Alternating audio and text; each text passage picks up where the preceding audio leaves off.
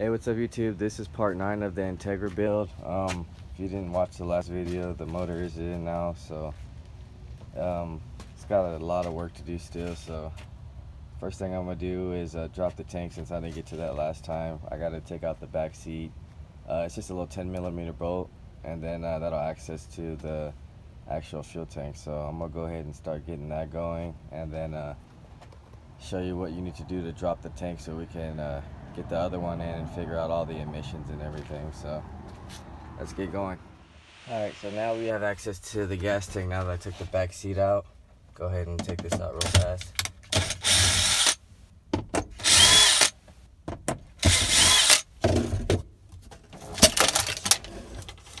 So basically we got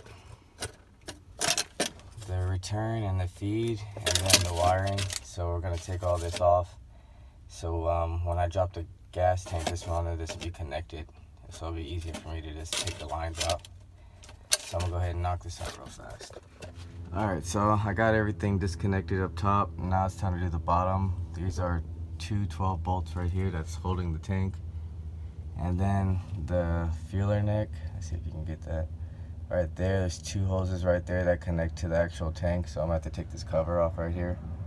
So I'm going to get to that so I can drop this tank. Alright, so now I got the gas tank drop.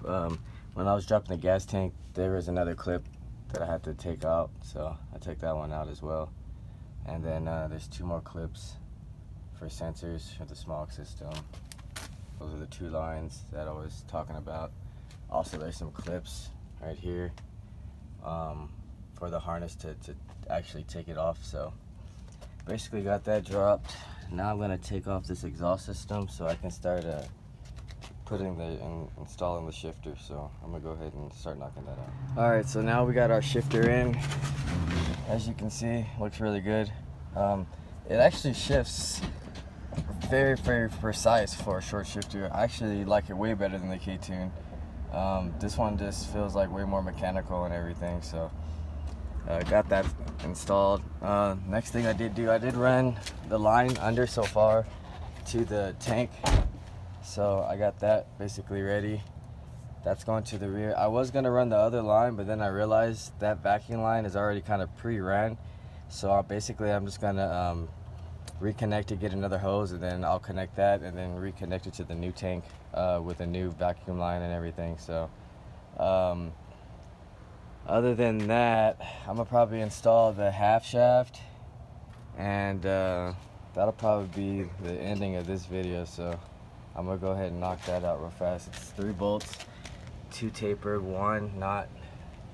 So I got the half shaft on.